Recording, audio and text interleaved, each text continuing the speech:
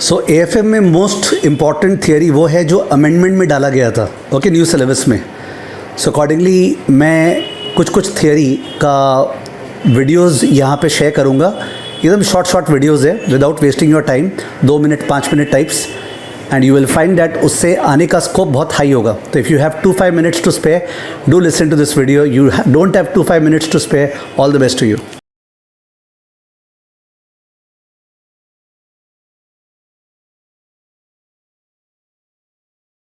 So, we are going to do business valuation का theory.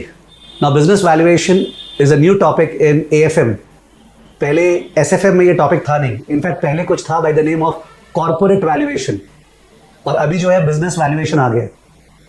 तो business valuation में बहुत सारे टॉपिक्स हैं, जिनमें से ज़्यादातर प्रैक्टिकल है। When I say practical, I mean to say उनसे प्रैक्टिकल आ सकता है, although theory भी पॉसिबल है। तो मैंने जानबूझ के क्या किया, कहीं पे भी अगर प्रैक्टिकल आ सकता है तो मैंने प्रैक्टिकल पॉइंट ऑफ व्यू से उसको पढ़ाया, जिससे कि वो समझ में आए, इंटरेस्टिंग लगे, ठीक है। और मे बी उससे थियरी भी पॉसिबल है। एक बार आपको स्क्रीन पे दिखा देता हूँ क्या क्या सिलेबस में है, देख लीजिए प्लीज। तो if you look at the screen, ये बिजनेस वैल्यूएशन है। तो बिजनेस वैल्यूएशन में going concern, non going concern valuation, यानी वैल्यूएशन ऑफ डिस्ट्रेस कंपनीज, ठीक है, जो डिस्ट्रेस कंपनीज है उनका वैल्यूएशन, स्टार्टअप का वैल्यूएशन, ठीक है, valuation of digital platforms towards the end. ये सारा का सारा मैंने प्रैक्टिकल में करा दिया। देखो लिखा राइट साइड में, covered in practical class. Do I mean to say इनसे थियरी नहीं पॉसिबल है? एकदम थियरी पॉसिबल है।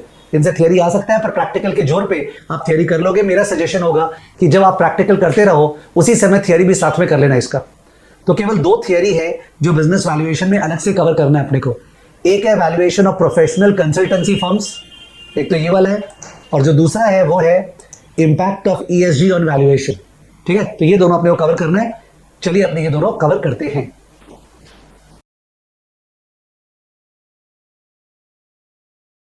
सो valuation of professional oblique consultancy firms, suppose इससे शॉर्ट नोट थियरी आता है। तो एक बार सी इंस्टीट्यूट ने एग्जैक्टली क्या लिखा है वैसे नहीं बात करके जनरल बात करते हैं।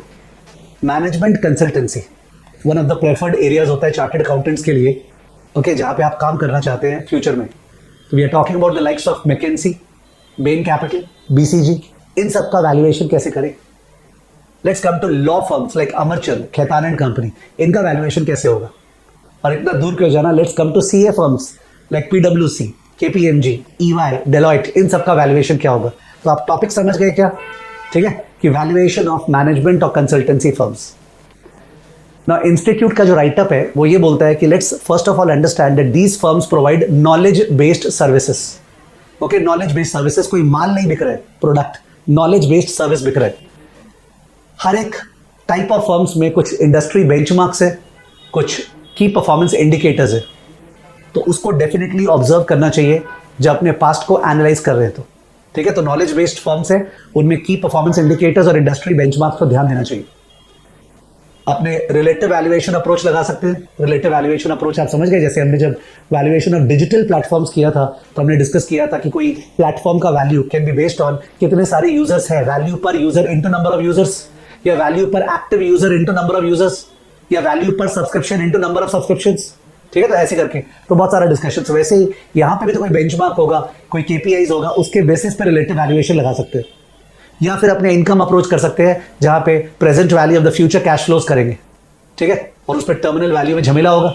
से 5 साल आपने एक्सप्लिसिट पीरियड माना और 5 साल बाद टर्मिनल, तो उस केस में वो V5 निकालने में तो इशू आएगा ही ना। रशिया में एक डायलॉग था, जानते हो क्या क्या डायलॉग था? If you ignore the past history you lose one I, but if you focus too much on the past you will lose both the eyes. ये डायलॉग बहुत मैटर करता है लाइफ में, सोचना कि अगर अपने पास्ट हिस्ट्री नहीं देखेंगे ना तो अपने कहीं रीच नहीं कर सकते, बट केवल पास्ट ही पास्ट देखेंगे and we won't look at the dynamic evolution the way it's happening, तो इन दैट केस भी बर्बादी करेंगे। तो it's a combination of learning from the past at the same time understanding what the future landscape is.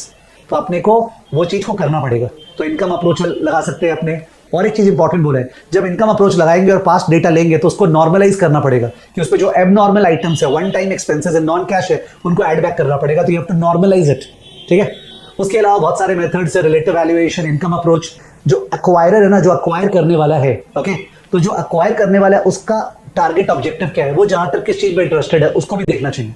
They have said it's like अपने को एक puzzle solve कर रहे हैं जिसमें एक एक पीस को ठीक से देखना है और वो जाके पूरा अपने को बताएगा कि वैल्यूएशन क्या है। एक बार ICI का राइटअप देख ले तो देखते हैं ये तो मेरा राइटअप है, बहुत बढ़िया से लिखा है मैंने। ये राइटअप को आप पढ़ेंगे मजा आएगा। जो लोग अच्छे रीडर है ना, they will enjoy, okay, because example के थ्रू बताए। और आईसीआई का राइटअप का समरी शॉर्ट है, ये रहा शॉर्ट समरी। इसमें देखिए पॉइंट्स जो आपके आंसर में आने चाहिए। बहुत तरह के डेफिनेशन एंड डाइवर्सिटी। डेफिनेशन क्या हो गया, ये management consultancy firms knowledge based services देते हैं, बट बहुत डाइवर्स है, अलग अलग बेंचमार्क्स है, अलग अलग केपीआईज है। इनकम अप्रोच लगा सकते हैं, उस पर टर्मिनल वैल्यू में झमेला होगा। नॉर्मलाइजेशन मतलब नॉन रिकरिंग आइटम्स को एड बैक करे, वन टाइम आइटम्स को एड बैक करे, उसके अलावा अपने एबनॉर्मल आइटम्स को एड बैक करे, नॉन कैश आइटम्स को एड बैक करे। लास्ट वाला नेविगेटिंग द कॉम्पास, माने जैसे एक शिप ढूंढ रहे हैं ना अपना डेस्टिनेशन, तो धीरे धीरे एक एक क्लू मिलता जाता है, वैसे आपको एक एक क्लू मिलता जाएगा। That mean you will be able to navigate the compass. और एक्वायरर का क्या फोकस है, उसके बेसिस पे वैल्यूएशन कर रहा है। तो that is valuation of professional firms. Of course I could have been aggressive, और मैं कोई भी एक फर्म को उठा सकता हूँ KPMG, and I can look at the past audited financial statements, the income tax returns, और उसको पिकअप करके वैल्यूएशन कर सकता हूँ। और कोई बोलेगा हाँ सर कीजिए, बोलना आसान है। जब समय टिक टिक टिक टिक जाता है ना, और प्रेपरेशन करना है सीए फाइनल के लिए, तो अपने आप क्रिटिसिज्म भी आता है, यार कितना देर लगा दिया। तो आई नो माई लिमिट्स, ठीक है, कि मैं वही करूंगा जो एग्जामिनेशन के लिए फोकस्ड है। और valuation of consultancy professional firms का थियरी आ सकता है, ठीक है ना, ओके।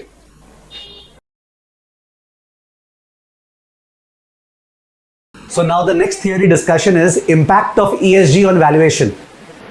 ESG का वैल्यूएशन पे क्या इंपैक्ट है? ESG इतना ज्यादा कॉमन फ्रेज हो गया है कि आजकल सबको उसका फुल फॉर्म पता होता है। E for environmental, S for social, G for governance. Environmental, social, governance. कई बार क्या होता है, स्टूडेंट सोचता है इन तीनों को डिफाइन कैसे करेंगे। अरे डेफिनेशन बाद में आएगा, पहले इनका मतलब जो फीलिंग आ रहा है। एनवायरमेंट जो क्लाइमेटिक फैक्टर से डिपेंड करता है, सोशल जो लेबर और कस्टमर्स और ब्रांड वैल्यू पे डिपेंड करता है, और गवर्नेंस रिगार्डिंग सारे स्टेक होल्डर्स का इंटरेस्ट प्रोटेक्ट करना, and regarding the fact that company में कैपिटल फ्रीली अवेलेबल हो, कंपनी रेस कर सके पैसा इजीली, स्कैंडल्स वगैरह नहीं हो।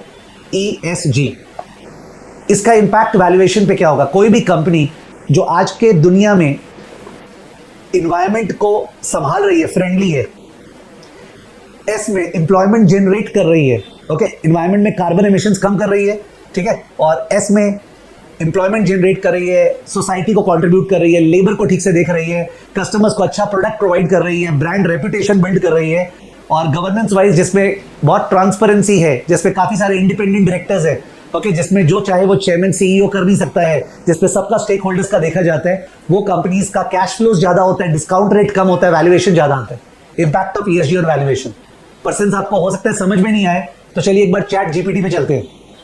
तो चैट जीपीटी पे आए, ऑब्वियसली मैं ये प्रिपेयर करने के पहले डाल रखा हूं जिससे समय बच जाए। तो मैंने पहला कमांड डाला चैट जीपीटी में, provide a real life example of massive human and animal life destruction caused due to unfriendly environmental behavior by a renowned listed company. Okay, जहां पे एक लिस्टेड कंपनी ने बहुत बुरा किया और उससे बहुत ज्यादा नुकसान हुआ ह्यूमन लाइफ का, एनिमल प्लांट लाइफ का। और दूसरा है provide a real life example of trust and reputation loss caused due to data leakage by renowned listed company. तो ये चैट जीपीटी को पूछा, तो चैट जीपीटी ने जो जवाब दिया पर बहुत बड़ा जवाब हो गया। तो मैंने बोला please summarize it, make it short and crisp. खेल रहे ना, अगला कर रहे हैं, तो ये शॉर्ट जवाब दिया। पहला वाला जवाब है 2010 में ब्रिटिश पेट्रोलियम बीपी, ठीक है, तो you can see in 2010 BP's Deepwater Horizon oil rig, जो ऑयल एक्सप्लोर करता है, exploded in the Gulf of Mexico, causing one of the largest oil spills in history. This disaster led to loss of life, devastated marine ecosystems, and damaged coastal communities, resulting in severe legal and financial repercussions for BP. दूसरा, trust loss, Facebook. आज आपको क्या लगता है Facebook का नाम Meta क्यों पड़ा? कोई सोचेगा नहीं वो लोग वो कर रहे हैं ना, कुछ नहीं है। फेसबुक का बहुत ज्यादा ट्रस्ट चला गया था बिकॉज 2018 में उन्होंने कैम्ब्रिज एनालिटिका से मिलके मिलियंस ऑफ डेटा को इन्फ्लुएंस किया इलेक्शंस के लिए, ठीक है, तो बहुत ज्यादा फाइन और डिस्ट्रस्ट हुआ, तभी तो उन्होंने नाम मेटा किया। Screen one. तो फर्स्ट वाला एग्जांपल जो ऑयल स्पिलओवर वो ई का था, सेकंड वाला फेसबुक का एग्जांपल एस का था बिकॉज आप सोसाइटी का ट्रस्ट लूज कर रहे हो, और जी का एग्जांपल तो सत्यम, एनरॉन, जो भी स्कैंडल है, जो भी ले लो, वो सारा का सारा स्कैंडल आपको जी का याद दिला देगा। इन तीनों को अगर संभालते हैं, आजकल तो आपने सुना ही है जैसे ग्रीन बॉन्ड्स कितने सारे इश्यू हो रहे हैं, फंडिंग में भी कंपनीज लोग ग्रीन बॉन्ड्स इशू कर रहे हैं, ठीक है। तो बहुत ज्यादा बात हो रहा है कि कंपनीज जैसे टाटा ग्रुप है, आज एक इज्जत के साथ देखा जाता है कि यार ये ग्रुप है जो अपने लेबर्स को ठीक से ट्रीट करता है, स्टाफ को ठीक से ट्रीट करता है, कस्टमर्स को क्वालिटी प्रोडक्ट सप्लाई करता है, देश के तरक्की के लिए भागीदार होता है। तो उस केस में obviously the people try to endorse the product of Tata's, they look at a lower risk in terms of some corporate scandal happening in Tatas and so on, and that results in higher valuation. यही stuff ICI के write up पे लिखा हुआ पर बहुत ज्ञान है, English language को ओवरफ्लो करा दी है, ठीक है, आपको प्रिपेयर करना पड़ेगा। Thank you.